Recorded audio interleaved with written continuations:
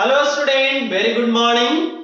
तो आज मैं क्लास 10th का कार्बन एंड इट्स कंपाउंड जो केमिस्ट्री का चैप्टर स्टार्ट किया था उसका थर्ड सीरीज लेकर आ गया हूं और एलोट्रॉप्स तक पिछले लेक्चर में मैंने बता दिया था और इसमें आज मैं क्या बताने वाला हूं, डायमंड की प्रॉपर्टीज। जो एलोट्रॉप्स थे कार्बन का उसमें फर्स्ट डायमंड की क्या बताएंगे, प्रॉपर्टीज बताएंगे।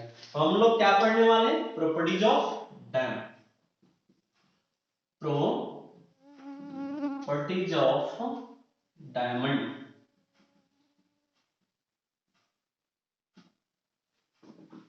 Carbon and its compound and its compound 03 lecture है आपका 03 क्लास 10। ये बोर्ड के लिए आपको काफी ज्यादा यूजफुल है और इसमें प्रत्येक प्रॉपर्टीज को हम डिटेल में क्या करेंगे, स्टडी करेंगे। फर्स्ट बच्चों, in diamond each carbon atom is joined with four another carbon atoms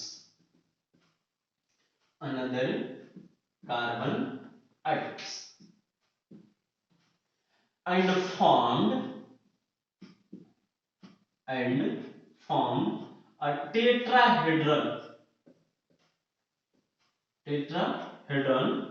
structure। और कैसा स्ट्रक्चर का फॉर्मेशन करता है, टेट्राहेड्रल स्ट्रक्चर का। ठीक है, चार शीर्ष वाला कुछ इस तरीका से। एक कार्बन एटम, सपोज दिस, एक कार्बन एटम ये जो सेंट्रल है ये मानते हैं कि चार से जुड़ा हुआ है। चार से तो जुड़ा ही होता है क्योंकि कार्बन के पास चार फ्री इलेक्ट्रॉन्स होते हैं। एक ये हो गया और एक ये हो गया, कुछ इस तरीका से। ये इसके साथ भी, इसके साथ भी, इसके साथ भी, इसके साथ भी। और कैसे पूरा फॉर्मेशन करता है, कुछ इस तरीका से। ये पूरा शेप ऐसे बनता है, ये इसके साथ, ये इसके साथ, ये इसके साथ, फिर ये ऐसे ऐसे। ठीक है, ये अब देखिए चार शीर्ष वाला, 1 2 3 4 हो गया। तो इसी शेप को टेट्राहेड्रल स्ट्रक्चर बोलते हैं। टेट्राहेड्रल स्ट्रक्चर, चार शीर्ष वाला स्ट्रक्चर। ठीक है, तो कार्बन के पास चूंकि बच्चों कितना इलेक्ट्रॉन होता है, टोटल 6 इलेक्ट्रॉनिक कॉन्फ़िगरेशन करेंगे तो 2 और 4। इसके आउटर मोस्ट सेल में एल सेल में कितना, 4 इलेक्ट्रॉन है और चारों के चारों इलेक्ट्रॉन यहां पर सी, यहां पर सी, यहां पर सी, यहां पर सी, ये देखिए। फिर इसी तरह ये भी सी सी सी, फिर ये भी इसी तरह बनाते जाएंगे। ठीक है, तो चूंकि ये चारों आउटर मोस्ट इलेक्ट्रॉन जो होता है, आउटर मोस्ट सेल में जो इलेक्ट्रॉन होता है, चारों इलेक्ट्रॉन को यूटिलाइज कर लेता है, अनदर चार कार्बन के साथ इलेक्ट्रॉन को शेयरिंग करके कोवेलेंट बॉन्ड का फॉर्मेशन कर लेता है और इस तरह से पूरा नेटवर्क बनता है किसका, कार्बन का। कैसा, वो भी 3D स्ट्रक्चर बनता है। ओके, तो इस तरह से चारों इलेक्ट्रॉन्स को लूज करके, चारों इलेक्ट्रॉन्स को शेयर करके चार कोवेलेंट बनाता है और चार कोवेलेंट बॉन्ड बनने की वजह से इतना स्ट्रॉन्ग ये स्ट्रक्चर हो जाता है कि दुनिया का सबसे हार्ड सब्सटेंस है। अभी तक जितने भी सब्सटेंस को खोज किया उन सारे सब्सटेंसों में सबसे हार्ड कौन है, हमारा डायमंड। ओके, तो मैं लिख दूं कुछ second property, diamond is hardest material in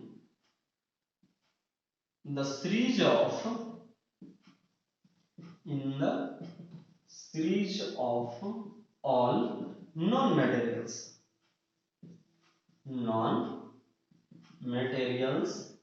in the world।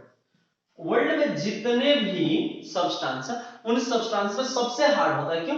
क्योंकि एक कार्बन एटम चार अनदर कार्बन एटम के साथ कोवेलेंट बॉन्ड के द्वारा क्या होता है, जुड़ा होता है।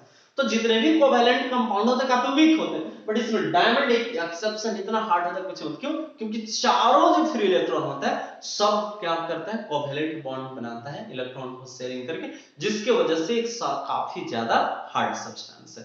ओके, तो ये दो क्लियर हो, इरेज के कोऑर्डिनेट्स में बताता हूं। Next question third, diamond is transparent, diamond is transparent. क्यों होता है डायमंड ट्रांसपेरेंट बच्चों? जबकि कार्बन नहीं होता, और कार्बन की ये फॉर्म है, डायमंड इज ट्रांसपेरेंट। ग्रेफाइट भी नहीं होता।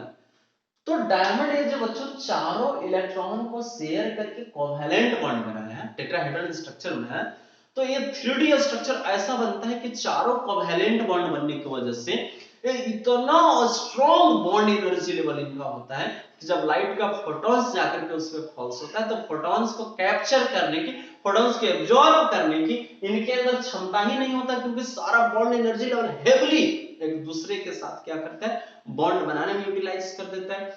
तो इतना बॉन्ड एनर्जी लेवल हाई होता है, उस बॉन्ड एनर्जी हाई लेवल होने की वजह से लाइट के फोटॉन को एब्जॉर्ब नहीं कर पाता है, सोख नहीं पाता है, जिसकी वजह से लाइट पड़ता है और रिफ्रैक्शन को होते हुए, रिफ्रैक्शन की वजह से थोड़ा सा बेंड करता है, लेकिन सारा लाइट इससे क्या कर जाता है, पास कर जाता है। सर लाइट इसमें क्या ब्रिलियंस भी तो डायमंड करता है? नो, ब्रिलियंस इसके वजह से नहीं करता है। ब्रिलियंस किसके वजह से करता है? तो वो सुटेबली कंटिन्यू होता है और मल्टीपल रिफ्लेक्शन की वजह से वो करता है। ठीक है, तो फिजिक्स का लेक्चर जब स्टार्ट करेंगे तब उसमें बताएंगे व्हाई डायमंड ब्रिलियंस, क्यों डायमंड ब्रिलियंस करता है। ओके, तो यहां तक कि डायमंड क्यों ट्रांसपेरेंट होता है, क्योंकि बॉन्ड एनर्जी लेवल हाई होती है, तो फोटोन को कैप्चर नहीं कर पाता और सारा फोटोन इससे क्या कर जाता है, पास कर जाता है, लाइट क्या कर जाता है, पास कर जाता है। ओके, नेक्स्ट प्रॉपर्टी की तरफ बढ़े। यहां तक उम्मीद है कि क्लियर होगा।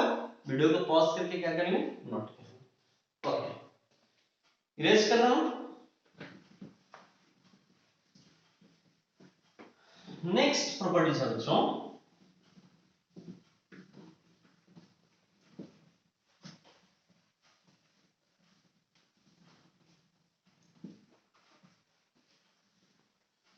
वेरी सबसे very important property, for diamond do not conduct electricity.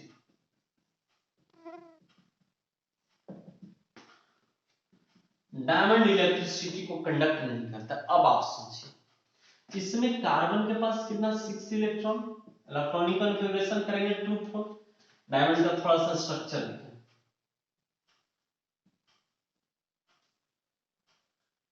ये इसके साथ, इसके साथ, इसके साथ, इसके साथ फ्री इलेक्ट्रॉन था कितना इसके पास, 1 2 3 4, चारों इलेक्ट्रॉन्स को क्या कर लिया, एक दूसरे के साथ शेयर कर लिया। अब इसके पास कोई फ्री इलेक्ट्रॉन बच रहा है, नहीं बच रहा है। और इलेक्ट्रॉन्स किसके थ्रू, सॉरी करंट किसके थ्रू फ्लो होता है, इलेक्ट्रॉन्स के थ्रू। इलेक्ट्रॉन्स इन सर्किट में इलेक्ट्रिकल एनर्जी को बैटरी से लेकर के क्या करता है, फ्लो करता है, और जहां पर बल्ब वगैरह मिलता है वहां पर वो एनर्जी को डोनेट कर देता है, एनर्जी को डिस्ट्रीब्यूट कर देता है और फिर से बैटरी के पास आता है। तो इसके पास फ्री इलेक्ट्रॉन्स ही नहीं है, जिसके वजह से डायमंड इलेक्ट्रिसिटी को कंडक्ट नहीं करता है। रीजन भी मैं लिख दूं, diamond do not have any free electrons, any free electrons at any carbon atom, any carbon atom, so it do not conduct electricity। यही वजह है कि इलेक्ट्रिसिटी को बच्चों कंडक्ट नहीं करता। तो मैं उम्मीद करता हूं कि ये बात आपको क्या होगा, क्लियर हो। Next 5, diamond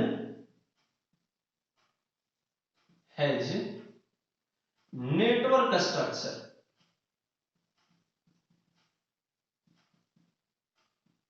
structure of carbon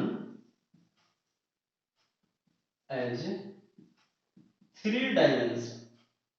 3 dimensional way में क्या होता है, कार्बन इसमें जुड़ा होता है कुछ इस तरीके से। एक कार्बन 4 से सी सी सी, ये भी कितनों से बच्चों 4 से, सी सी सी, ये भी कितनों से 4 से, सी सी सी, ये भी कितनों से 4 से, सी सी सी, ये भी कितनों से 4 से, सी सी सी, ये भी। तो कार्बन का जुड़ते जुड़ते पूरा नेटवर्किंग बन जाता है, ठीक है। और कार्बन एटम्स इसमें 3D में क्या होते हैं, अरेंज होते हैं। तो स्ट्रक्चर जो होता है डायमंड का, इसमें कार्बन 3D में अरेंज होते हैं, इसलिए डायमंड का स्ट्रक्चर कैसा होता है, 3 डायमेंशनल। ग्रेफाइट का भी 3 डायमेंशनल लगता है, बट ग्रेफाइट का स्ट्रक्चर 3 डायमेंशनल नहीं होता, वो 2D लेयर्ड स्ट्रक्चर होता है उसका। लेकिन इसका स्ट्रक्चर कैसा होता है, पूरा नेटवर्किंग टाइप का 3 डायमेंशनल स्ट्रक्चर होता है, क्योंकि तीनों डायमेंशन में इलेक्ट्रॉन्स क्या होते हैं, ये एक्स में भी, वाई में भी और जेड में भी इसमें कार्बन्स क्या होते हैं, अरेंज होते हैं, ठीक है। और अरेंज होकर के 3 डायमेंशनल नेटवर्किंग स्ट्रक्चर बनाता है, किसमें, डायमंड में, carbon. Next point, point number 6, it is very hard, very hard, काफी ज्यादा क्या होता है बच्चों, हार्ड होता है। ये टोटल आपकी कितने प्रॉपर्टीज हो गए, 6। नेक्स्ट देखेंगे, नेक्स्ट इसका प्रॉपर्टीज क्या होता है बच्चों, यहां तक पॉज करके आप नोट करेंगे।